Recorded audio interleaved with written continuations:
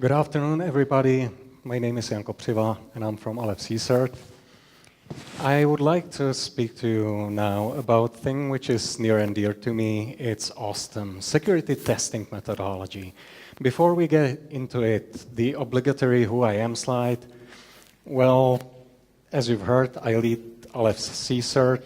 I've done blue stuff as in incident response, malware analysis, and so on. I've done red stuff, I do penetration tests, and so forth. So that's what you need to know about me. And this is a reason why you should never let your colleagues prepare your slides for you, because you'll end up just like me now. Well, let's move on. So what is OSSTM? OSSTM, the name is Open Source Security Testing Methodology Manual. Open source meaning anyone can submit to ISACOM, the organization which stands behind OSSTM, their ideas, what should be there, and they might be put in sooner or later. We have 3 versions of OSSTM, we'll get to that. But security testing, not necessarily penetration testing, as you will see. Full disclosure, Aleph, my company, is a partner of ISACOM, but since ISACOM is not for profit and OSSTM is free of charge provided on their website, I think this can be considered non-commercial presentation fairly well. I won't be able to teach you all about OSSTM in the time we have, but I would like to give you a taste of the most important parts and perhaps give you a new idea of how you can look at security of different systems. OSSTM is fairly unique in that it's aimed at factual security verification and presentation of metrics which you get from the assessment. So you should get some factual snapshot of security, something which you can compare with later snapshots to see whether you are doing well or doing worse. One thing before we get into it, OSSTM has a couple of definitions which are non-standard. So there are some words which are commonly used in one way, OSSTM uses them in another way. Don't be surprised when I will talk about something which you know is defined other way, but use it in a different sentence. So, history. OSSTM started in the year 2000. First version, which was publicly accessible, came out in 2001, so it's one of the oldest then penetration testing methodologies which were out there. It was fairly well received. Well, there was nothing else on the market, so why not? It was 12 pages long. So what can you do with 12 pages? Not much. Which is the reason why in 2001, or rather in 2002, they started developing version 2. Version 2 was a bit longer. It was 80-something pages, I think. And it was aimed towards penetration testing. As you can see behind me, this is OSSTM 1. You can't read it, probably. I'm sorry. This was the best quality slide which I found. But OSSTM 2 is the important one which I want to talk about. OSSTM 2 was targeted towards penetration testers. Specifically, here you find vulnerability, here you research how exploits work or which exploits are available for the vulnerability. Here you start testing the systems which your target trusts. Here you start testing all applications which are actually within the system scope, and so on and so forth. It was received even better than the first version. Pen testers usually have, if you look at any pen testing company out there, most of them have their own pen testing methodology, but most of them will use OSSTM in one way or another within their own framework. In the year 2010, there came the current version, version 3. It's a whopping 213 pages, and if you ever need to get to sleep and can't, try reading this. It's very dry. It's not a good idea to go through it one page after the other, but there are quite a lot of interesting ideas. What ISACOM decided to do with OSSTM 3 is get away from penetration testing per se and give us something which might be considered scientific security testing methodology. So something which you might use to pen test systems, but also something which you might use to audit pretty much anything from the standpoint of security. So we now have what ISACOM calls scientifically determined security. In version 4, which is about to be released, I was hoping to have a draft which I could distribute here. Unfortunately, ISACOM has quite a lot of problems developing it, so it will probably be out, if we're lucky, by the end of the year, perhaps early next year, but it's coming. I've seen a couple of early versions. So in version 4, we're going to pen testing roots back to basics. So while this was targeted towards academia and security testing as a whole, version 4 will be once again penetration testing mainly.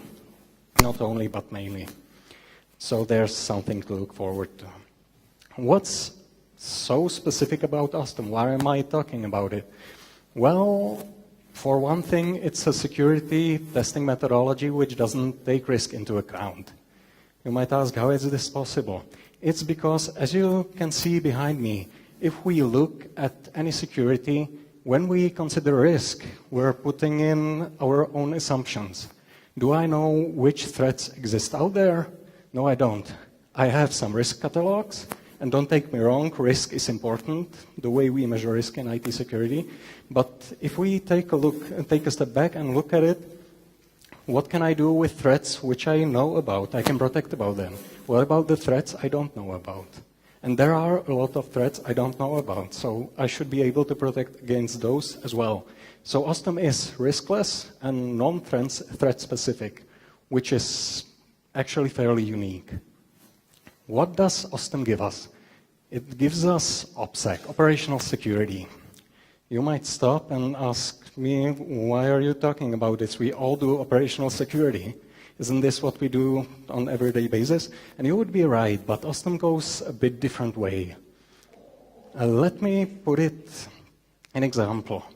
We usually, when we do penetration tests, we can use OWASP checklist to test some web applications, or we can use p-tests or other pen testing methodology.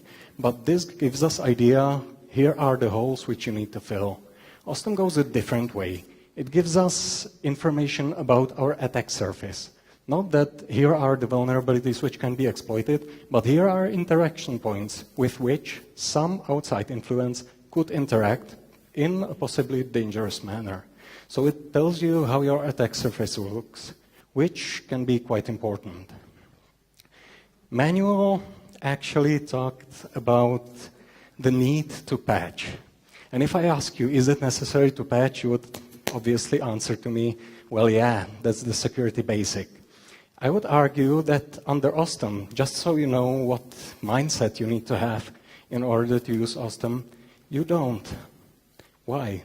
Because under OSSTM framework, to achieve OPSEC, we have two main controls or two main ways to achieve security. It's separation and controls. And if you do 100% separation, meaning no one and nothing can interact with my system, it's secure whether it's patched or not. It's completely unusable. You will never be able to use it again, but it's secure. That's not where we want to get, obviously. But just so you have idea how it works. So how do we deal with separation? Under OSSTM, there are 3 logical proactive ways to deal with threats to create separation. Either we move the asset somewhere where the threat can get. You might think of air gapping, but still there are some ways to interact with the system even if it's air gapped. You might destroy the threat, or you might change the threat to a harmless state. When it comes to controls, OSSTM has 12 or rather 10 categories into which all controls can be subsumed. It might be process control, as you can see behind me, one which works fairly well. It might be something which enables you to do authentication, to enable continuity, and so on and so forth. When we look at a system, at a target which we want to assess, and we look at all the interaction points, we look at all the controls, all the separations, what we get is some measure of the attack surface. Let's look at the real-world example, because I quite like this one. We have some impact and loss reduction controls under OSSTM. which is the assurance that the physical and informational assets will be protected from whatever invalid interaction which can come from out there. Now, to have truly secure assets, we need controls of different types. In this case, if we have an out-of-date firewall and try to stabilize these threads, it won't help us. The same as if we have a rusted-out lock, which is on our gate. I can destroy the lock fairly easily, the same way I can bypass any old firewall, or most old firewalls, which are late on a longer out patch. This is why I'm partial to OSSTM, actually, because it doesn't tell you what most compliance-based things do, most compliance-based standards do, which is, do you have a firewall? Yes, you do. Do you have an IPS? You do. Then you're secure. No, you're not secure. The firewall is completely useless because it's not been updated in the last 5 years, and the IPS is throwing out so many false positives that you've turned it as an IPS and made an IDS out of it. Back to our real-world example. Since OSSTM enables us to test pretty much anything, you can do a test of physical security. An example. If we look at this is in Prague, one of the high security parking lots. What do we have here? We have a standard lock. So that's a control which enables us to access only if we have a correct key. Great. We have one control which gives us something good. Then we have another one, this keypad. And here we come to something which OSSTM calls limitation. This is actually some place or some part of the control which doesn't work exactly as we would like it. Most controls have some limitations. Any limitation can enable potential attacker to interact with the asset. But what might be more important at this point? Each control, if you look at it from security standpoint, which you add to a scope, increases the attack surface. If I put, once again, firewall in my network, an attacker can target the firewall. So I've increased the attack surface, possibly, or not. I would increase it more if I put the configuration interface to the outside port, which I won't do. But just to give you an idea, this is what might happen. Here we can see that, or you can't see, but it's cracked at the points where the keypad was mounted. So we have something which gives us higher security while also taking it away, because before, if I pushed hard, I couldn't crack it. Right now, it's already cracked. If I pushed really hard, I might be able to get through. On the other hand, as in all things related to security testing, I shouldn't look at the targets of opportunity only. I should do a complex study. So if we look at all of this put together, we might see that actually under the door, there is so large a hole that I can go through without interacting with any of these controls. So this might be a good idea of what limitation is under OSSTM. Something which the control doesn't cover. In this case, the door doesn't go down long enough so I can get through, even though there is some sort of a way. Just to give you an idea, when we were talking about interactive points, OSSTM has 3 types of interactive points. One is called access, which means I can get into the system, I can interact with it. In this case, this would be an access. Another one, which is called visibility. I can get some idea of how a system works, what's inside of it. And finally, trust. My system has one-way or two-way trust with another system. If I can do man in the middle between them, I can use it. So, all right, we have some separation and controls to achieve OPSEC. So how do we actually test? Attack surface as an unprotected part of the scope from certain vectors is what we will get by a 6-step process which is covered within OSSTM. In addition to the 6 steps which I will now tell you about, we should do everything with compliance to rules of engagement which we either set out or which we use based on what ISECOM itself gave us. So the first thing which we need to do in order to actually create and define the test is define assets. What will our test be aimed towards? These are the things which we want to protect. Afterwards, identify engagement zone. What are the interactive points which I can find to interact with all these assets? Since all these assets don't exist somewhere out there in an airless environment, they exist in the real world, we have quite a large scope of other systems and things which interact with the assets which we want to protect. An example, if I want to test an application server, it's got a database server on its backend.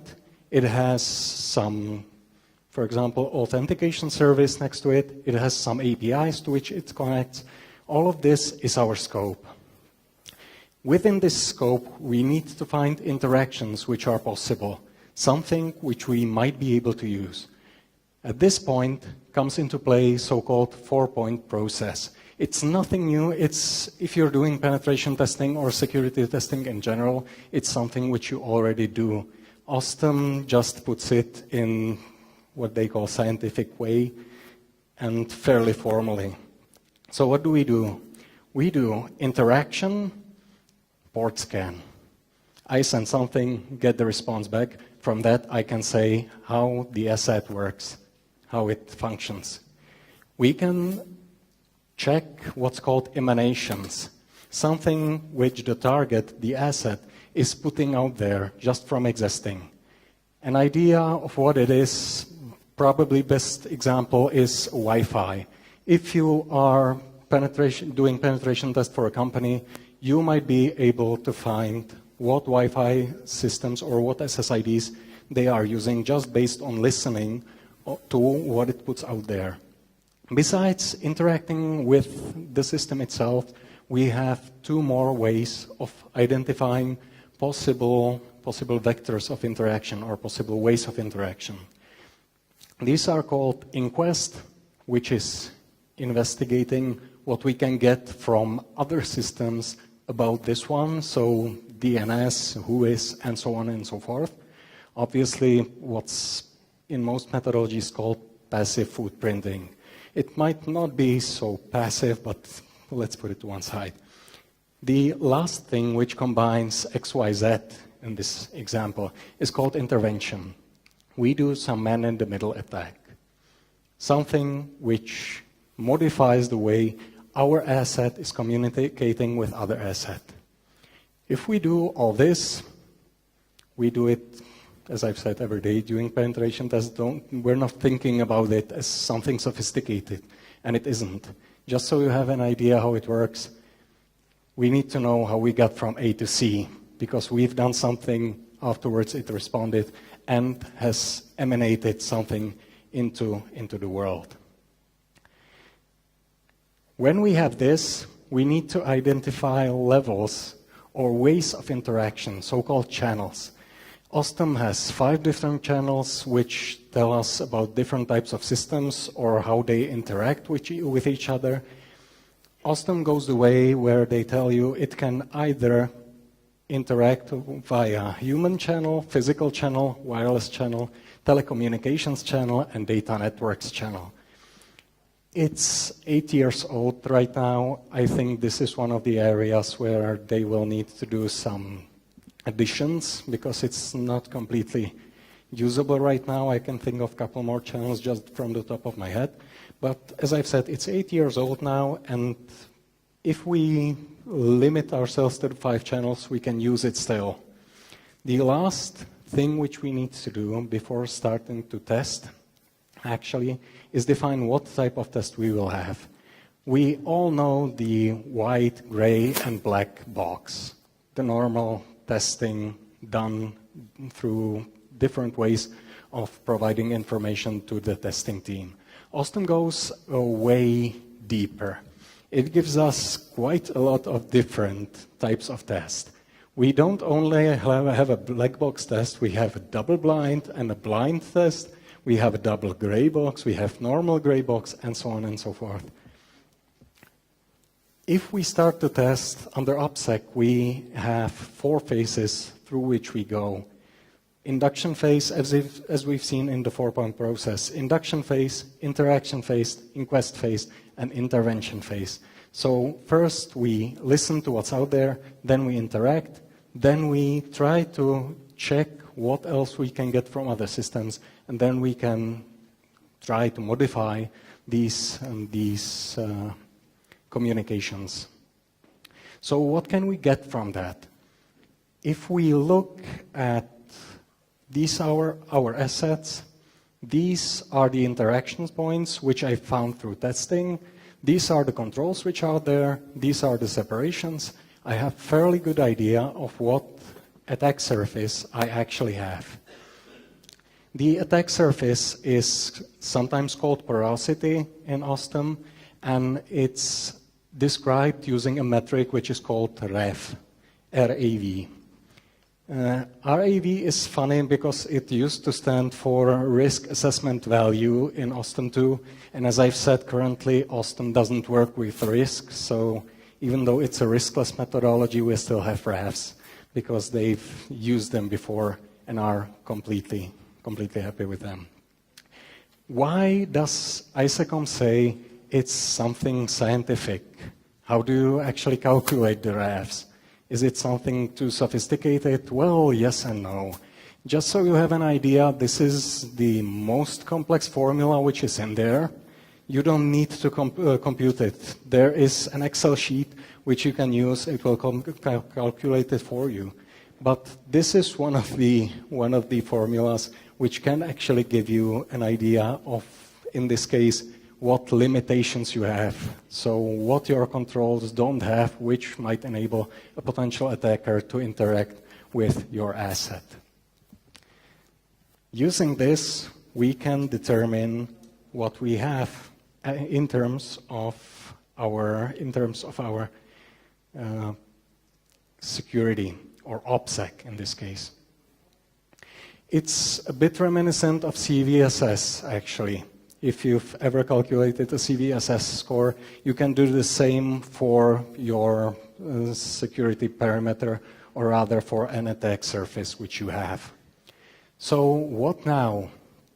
If it sounds interesting, read it. Or rather, don't read it, check the chapters which you like. Because as I've said, you can't read all 213 pages in one sitting. I can't go through that. Pete Herzog, who wrote it, can't go through that in one sitting. But a couple of the chapters are generally interesting and give you some idea of how you might look at the security differently than you do now. In terms of, do I need to patch? Well, obviously in the real world I do, but if I had enough separation, perhaps I wouldn't have to. But patch, obviously patch. Look out for OSSTM version 4, because the OSSTM version 4 will be bug hunter friendly. I've seen one of the chapters which will be there. It deals with bug hunting or bug bounty hunting specifically.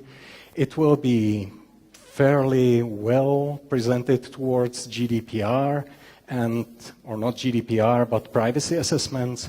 It will enable us to pen test once again just using OSSTM, which is something which perhaps was not so accented in version 3 as it was in version 2, and so on and so forth. I think it's something which will be really interesting and you shouldn't miss it. And the last thing which you can do if OSSTM speaks to you, go for one of the certifications which ISACOM provides. They have 4 of those. One is targeted towards Wi-Fi pen testing or Wi-Fi testing. I don't want to say pen testing. One is targeted towards people who just want to know OSSTM as a methodology and want to have deep knowledge of it. One enables you to do analysis using OSSTM, and one is targeted mostly towards people who do the actual security tests. Please don't confuse this with CEH or anything other which is targeted or at least marketed towards pen testers. If you want to do penetration testing, this is not the certification which will prepare you for it. go for OCSP, go for Pentest Plus or CEH if you want. This will teach you how to do a security test using OSSTM. Nothing more, nothing less. Great thing about all these certifications is you don't need a deep technical background to use OSSTM. You need the hacker mindset, but that's about all. Everything else can be taught. All right, first presentation is drawing to an end, and I've heard it's good to end with a quote. So here's one from Pete Herzog, the person who wrote, or generally wrote the OSSTM. Security doesn't have to last forever. It just has to last forever, last to the point where everything else which cares about it is gone. Fairly well put together and completely true. Ladies and gentlemen, thank you for your attention. And now I would like to ask how many of you intend to leave right now and how many of you intend to stay for the next presentation? Who is leaving, please? Not so very much of you. All right. So we will do the Q&A session after the second one, and I will stay here and talk about open directories. Or, in this case, sensitive data not hiding in plain sight. We have decided some time back to do a series of researches into the security of Czech and Slovak internet. Why Czech and Slovak? Because we are, or our mother company is Czech, and we have a fairly large branch in Slovakia. So that's the reason why we targeted these two states.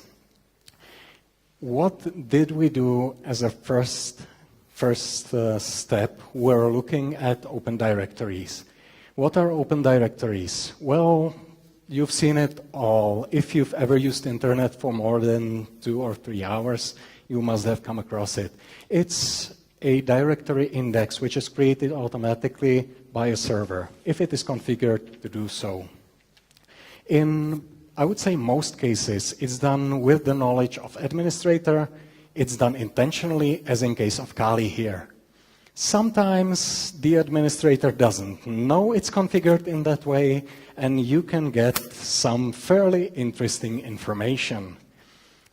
I would like to demonstrate it on the fact that there is a subreddit which is completely devoted to open directories.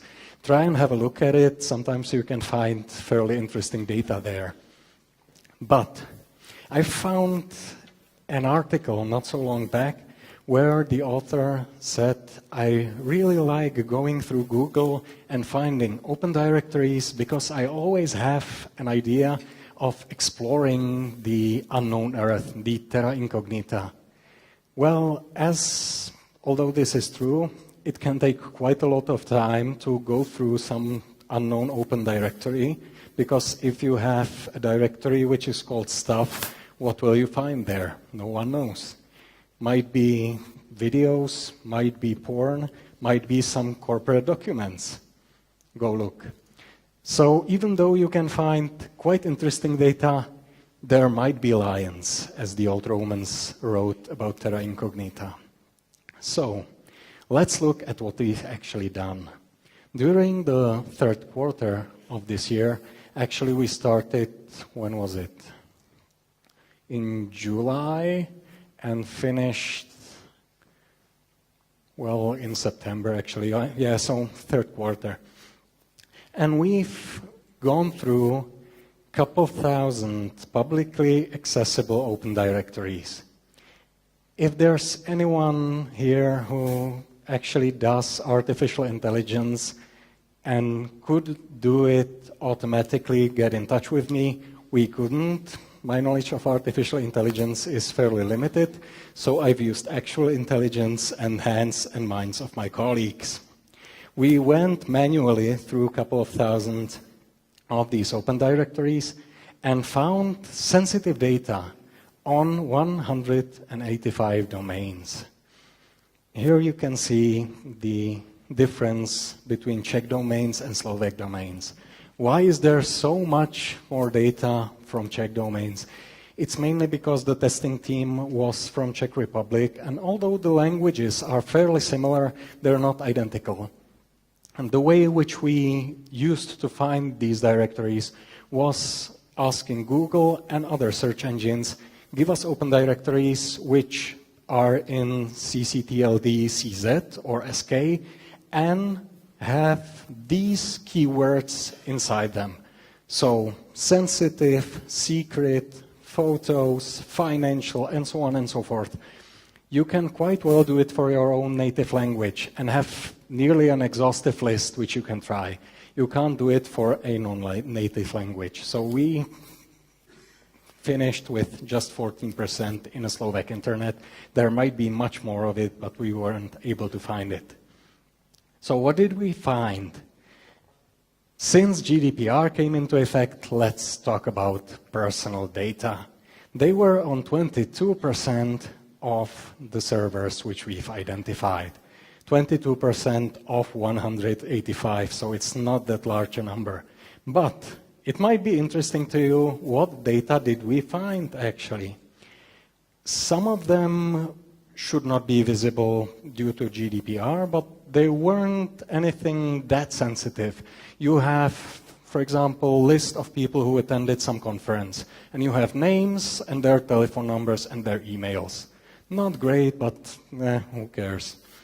In case of a couple of universities, for example, we have, however, found their student directories. And there were information such as their social security number equivalent in Czech Republic, their dates and places of birth, dates and, what they study, where they live, where they work, and so on and so forth. Fairly exhaustive list. If anyone's here from Czech or Slovak Republic, you can translate this for yourself. Besides that, we found, well, I'll get to that in a minute. Besides that, we found also highly sensitive data which were not of the personal variety. So things which might be important either to people themselves or to companies. What am I speaking about? Well, in a couple of the open directories, we found OST files, backups from Outlook, with 5, in one case 5, in other cases 2 and 3 years of intercompany communication, communication with distributors, communication with their customers, something which you wouldn't want out there. We found invoices, we found backups of instant messaging clients, lists of vendors which the company used. My favorite one, passports, obviously it was there. Funny thing, when this person was contacted and informed that his password is freely accessible from the internet, he asked, why shouldn't it be? And it took my colleague 3 emails to actually get this person to acknowledge that it's probably not the best idea to have his password freely accessible from the internet.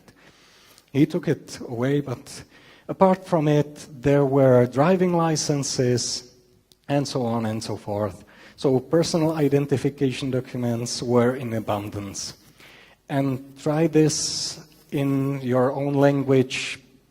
I think you'll find them as well. Well, let's go forward. It's the internet. Of course, we found wares, potentially illegally shared software. Why am I saying potentially?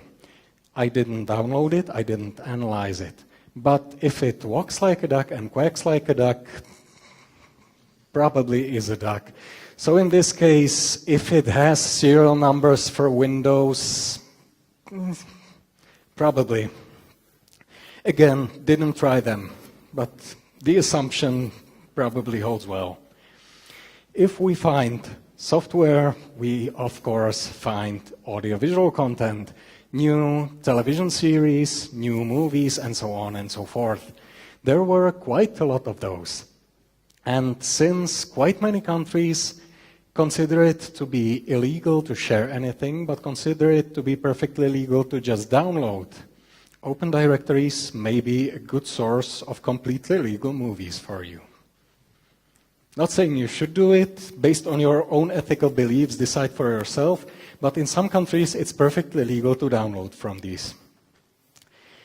Well, since we found software, since we found movies, obviously we found music.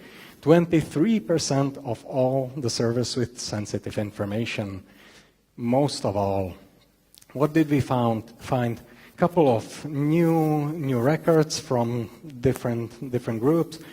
What actually surprised me most was that one company, which quite obviously from other information, knew that the data was there and was actually using it to play during its normal business. Had this directory put to the internet and shared it with everyone else. Well, there were also a couple of ebooks and audiobooks. One interesting point here, ebooks mainly shared from universities. So this was not something which happened by accident, probably, but some lecturer thought to himself, well, my students could use this, so I will share it with them, not realizing that it might not be from the standpoint of right holders to these books to do so. Apart from that, a couple of audiobooks, well, a couple of servers with audiobooks, which I felt was pretty surprising. But we're on the internet, people share their photos, obviously they do. We found photos which were of a bit sensitive to very sensitive nature on 16% of the servers. When I say a little sensitive, meaning grandpa just uploaded somewhere photos of his grandchildren and their, I don't know, celebration for their birthday. Something which he probably didn't want to share with all the people out there, but no harm done. In some cases, however, these photos were of fairly explicit nature, so there the person, at least I hope, definitely didn't want to share it with the world at large. And since we're here, it's the internet. And as Dr. Cox once said, if you took all the porn of the internet, there would be only one page left, and it would be called Bring Back the Porn. So obviously, we found pornography. On 5% of the servers, what actually I found quite interesting, one of these was actually a porn site with badly configured directory browsing. What can you find? Well, the more unpleasant parts, passwords.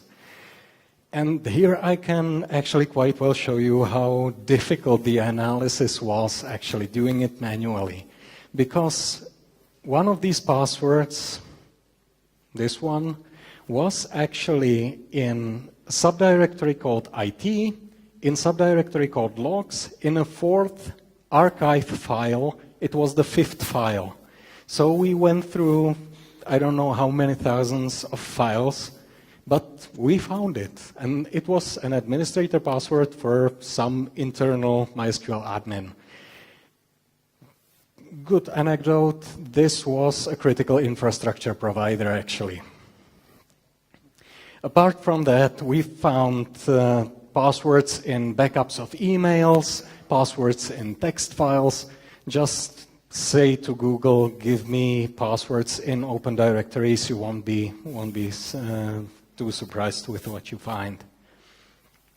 Besides passwords, which again not great, we found a couple of databases. One of the databases was, as in the case of the personal details, not too bad. There were names and there were phone numbers of some attendees of one conference or another. In the other case, it was a bit more unpleasant because it was a database of all customers of one shop, one online shop, which was dealing in, what was it, in clothes.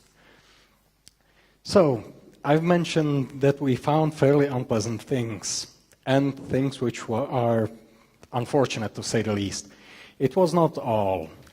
Here come the lions, which I've mentioned. We've come across a couple of sites, 8, 8 to be specific, which were either hacked or where at least some vulnerability existed, which enabled attackers to upload arbitrary content to the servers.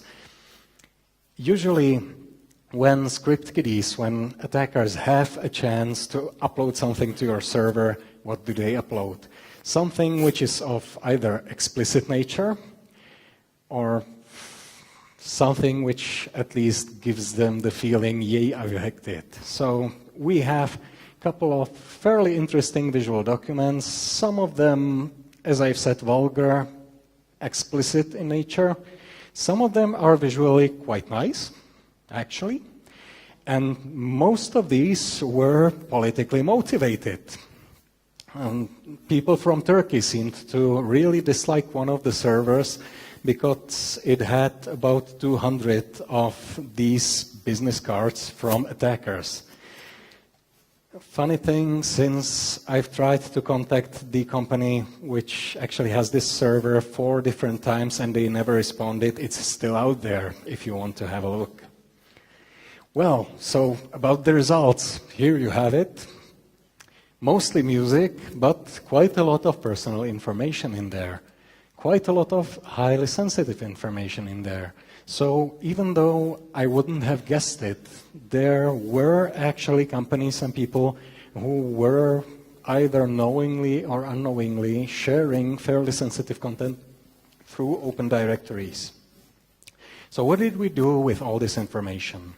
We contacted those who were sharing really sensitive information. We, as in our team personally. But since we're a commercial company, nobody actually paid us to do this. We didn't have time enough to contact all the 185 holders of the domains, especially not now when WHOIS is not really working.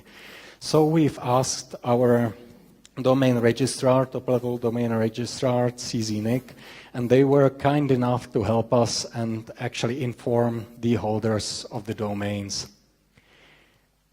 When we had it, what can you do with it? Well, we've deleted it, but someone might be able to use it.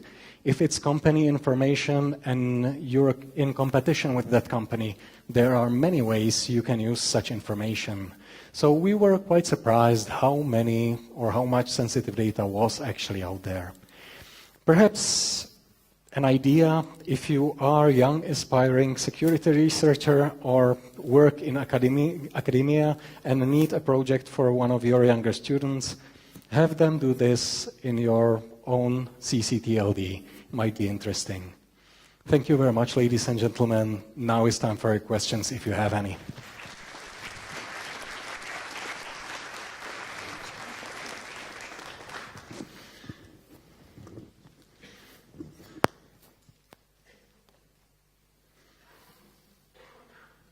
All right, if there are no questions, you can catch me at the Aleph stand next door, but there seems to be one question.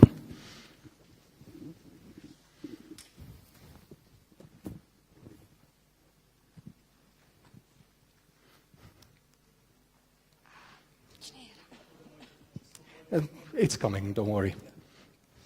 Hi. So I had a question. For the Open Directories discovery process, did you use Google Docs or did you have any other No, it was completely interactionless, so only through Google Docs and Bing Docs and etc. Only search engines. We didn't want to do an active scan because I felt this wouldn't be proper, let us say. Thank you. You're welcome. Anyone else? Oh, we have a couple. Did you ever did a scan of Java injection or something like this?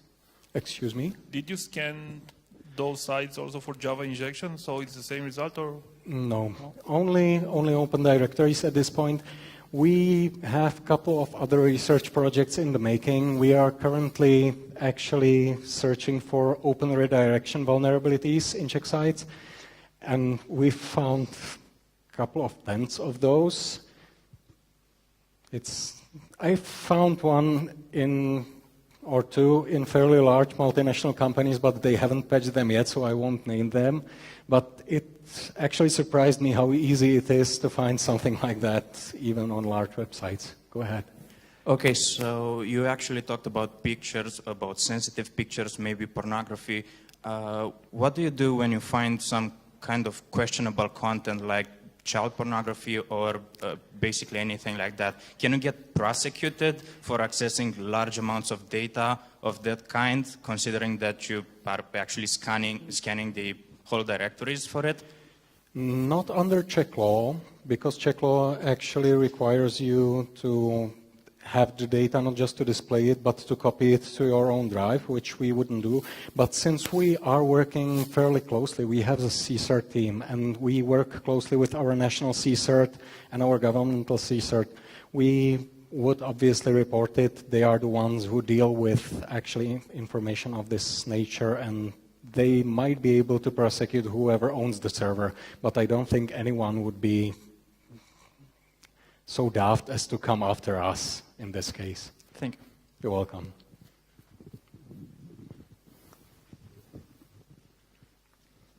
Hi, isn't it dangerous for you to do this? Like, aren't you exposing yourself to, I don't know, viruses or Trojans or whatever? Potentially. Obviously, every time we've downloaded any of the data, it was on a virtual machine which only had access to the internet. But apart from that, I wouldn't say so, because we intentionally didn't download any content which would be programmatic in nature, no exe files, nothing like that. So even though we might have gotten something, it would be only a matter of actually getting back to the snapshot of the virtual machine. So nothing else. Yes, but in a virtual machine which was standalone and completely isolated from the rest of the network. So if the virtual machine bites it, I don't mind. No, nothing. At least there was an antivirus on it and it didn't catch anything. It's the VM I sometimes use for malware analysis, and this time I had the antivirus turned on. Didn't catch anything, so I don't think so, but it's possible, definitely.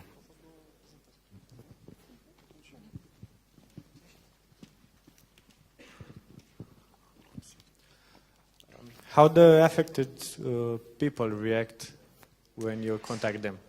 Good question. You're obviously expecting unpleasant things.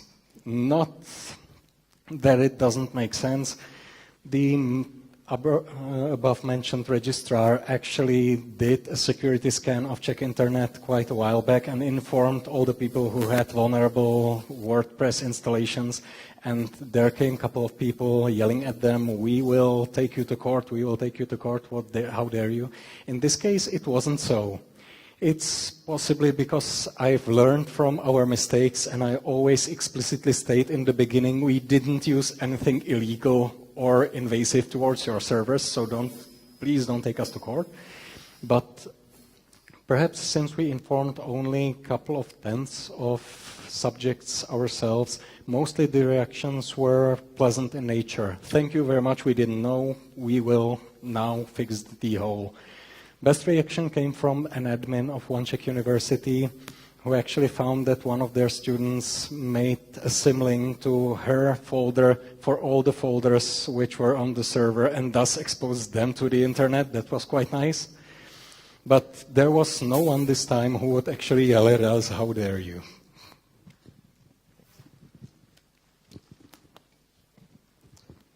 Do you have any statistic on the average age of the files in the directories you've scanned?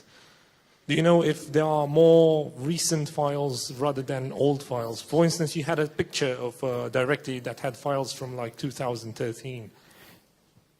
Unfortunately, no, I don't have a statistic. I can just tell you from what I remember, there were really old files, as in before 2010, and there were completely current files. For example, the Open Directory with the movies was updated, I don't know, 3 days before we found it. Thank you. Welcome. All right, seems we're finished. So once again, thank you very much, ladies and gentlemen. Thank you, Jan.